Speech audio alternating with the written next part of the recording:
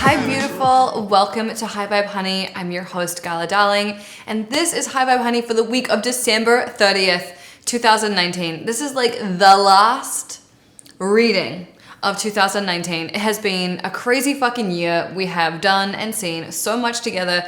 It has been such a big year for me. I have accomplished so much. I feel really proud of where I'm at compared to this time last year, and I hope that you are feeling the same way. And interestingly, that's what this card of the week is all about too. It's all about taking stock of where you've been and how you feel. And this week we're gonna be tapping on the fact that you are proud as fuck of where you're at. And that's beautiful. So if you have not already subscribed to the channel, please do. Please like these videos, share them with your friends. It helps so much. And again, this week we are using the Weaver Tarot, which has this cute iridescent covering on it that I'm very into. So without any further ado, let's get into this card.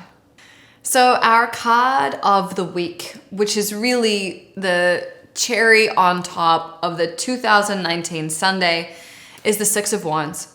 And the Six of Wands is a badass card.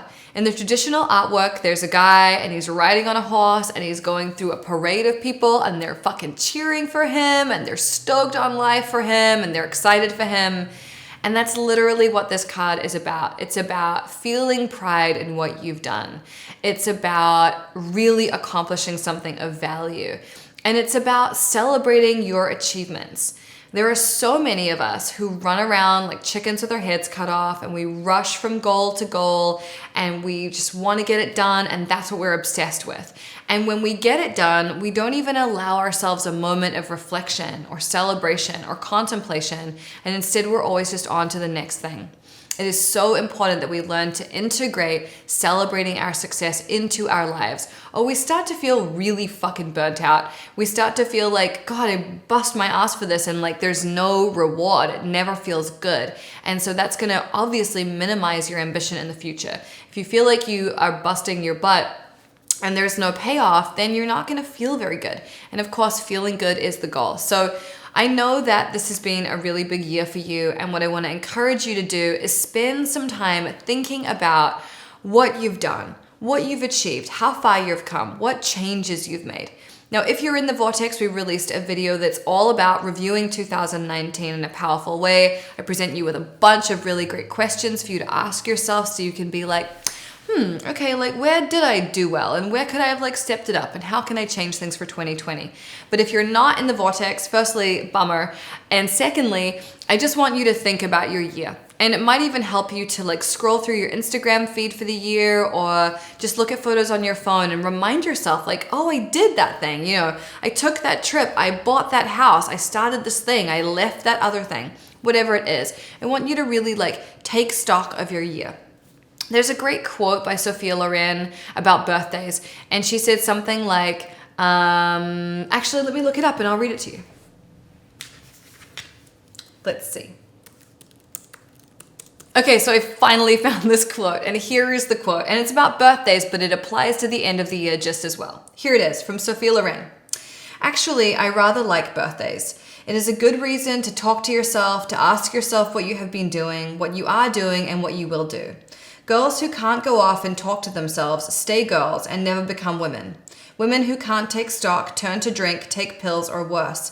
But I can take stock. I can send for the bill of life and add it up too. If I ever feel depressed, I consider what I have done and what I have accomplished, starting from nothing and arriving now with so much happiness. Fuck yes, that was worth scouring the internet for. I knew that quote, but I just could not spit out the whole thing. So there you go. And that is really how I feel about, you know, the end of the year. Like, it is an opportunity to take stock of what's happening. And, you know, we expect things in our lives to change so quickly, but even between, you know, December of 2018 and December of 2019, I know your life has changed so much. Mine has changed several times over, and almost like in every arena, my health, my love life, my business, my friendships, all of those things have completely changed. And I'm so grateful for that, you know, and especially when you are in the practice of feeling good as your job and taking radical responsibility for what you do, when you're actually in control of your life and you are really putting it in the direction where you want it to go, and you're making an effort to feel good and do the things that you enjoy and spend time with people who light you up as opposed to sucking your energy, everything can and should feel really good in your life. So I love that quote, and I want to just remind you that this is the perfect time to take stock. And the couple of days before we flick over into January can be kind of a weird time anyway. Like the post-Christmas, pre-New Year's Eve is like this weird blob of time where we don't necessarily know what to do with ourselves.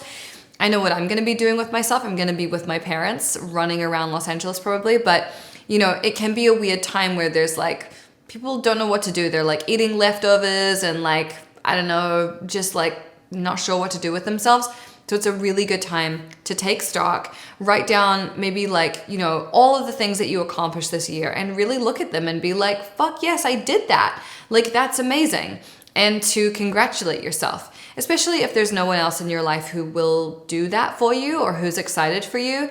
You don't need that. You just need to be excited for yourself and like really take ownership of that and be like, I'm proud of what I've done, You could have spent this year doing absolutely nothing. You could have spent this year backpedaling and going back to shitty relationships and wasting your time and, not feeling embodied and like shying away from doing the work. But if you're here watching this, like I know that that's not who you are, and I know that you're committed to your growth and your progress. And so I know that's not your reality right now. And I'm really proud of you, even though we may never have met, maybe we have. But I'm still proud of you because you're committed to your growth. You're showing up. You're investing in yourself all the time.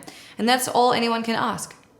And as we're celebrating what we've accomplished, I also want you to celebrate the things that you've done that are hard. So it might have been like quitting a shitty habit or cutting somebody off or putting in resignation at a job or changing a thought pattern or a belief or something like that. Changing the story that you tell yourself so that you can act differently. And this is a really important time to take stock of those things as well. To congratulate yourself for doing the things that were hard, even though you didn't want to do it necessarily. Maybe this person was like very close to you and you really liked having them in your life, but you knew that it wasn't healthy or whatever it was. I want you to celebrate those hard things that you've done too that have led you to a good place. Because not everybody has the strength to do that.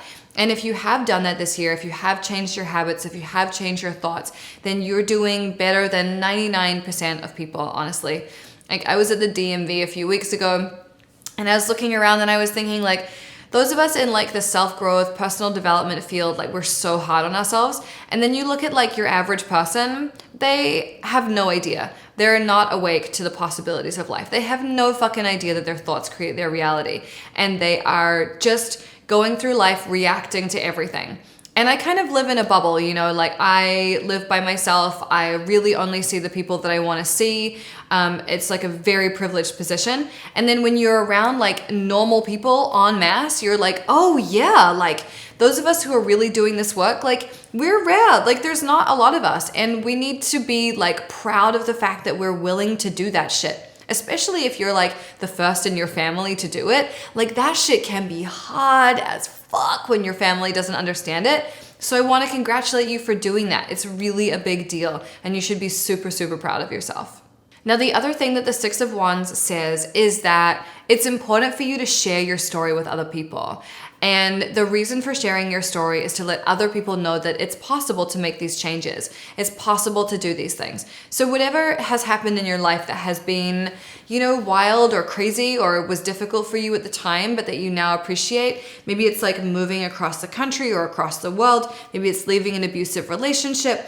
Maybe it's changing your health habits. Maybe it's, discovering a connection to the universe or spirituality or something that's really lit you up.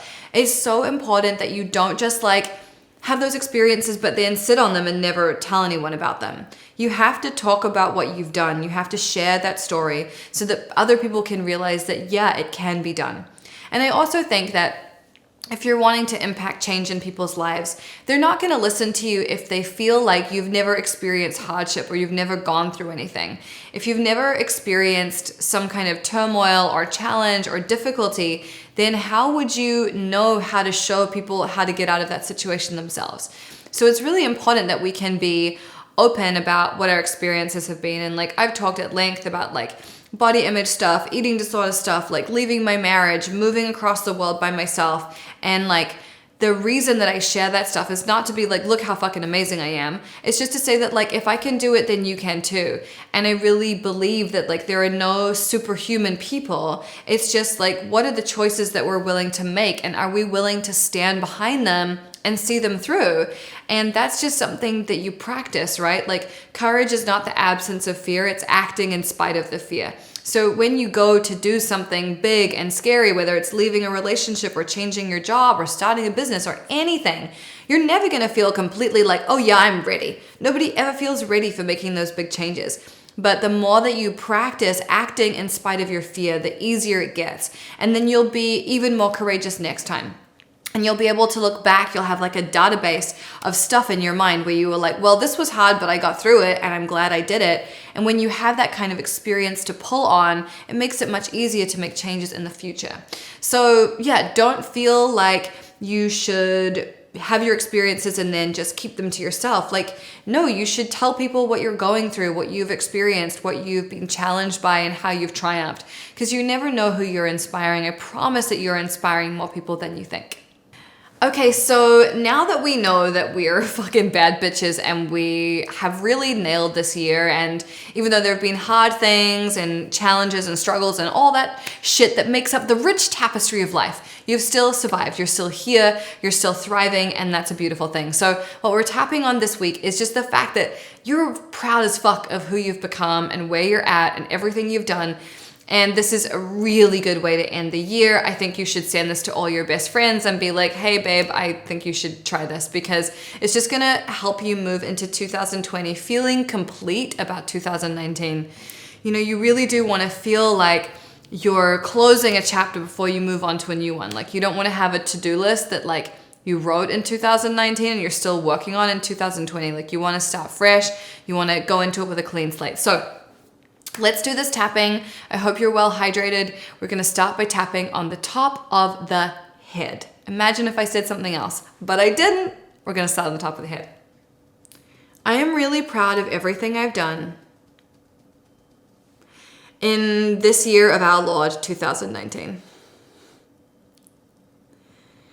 I have done and achieved so much. In fact, beyond my wildest dreams. And I'm really fucking proud of myself. This time last year, I was in a totally different place. And this year, I feel like I've achieved something really big.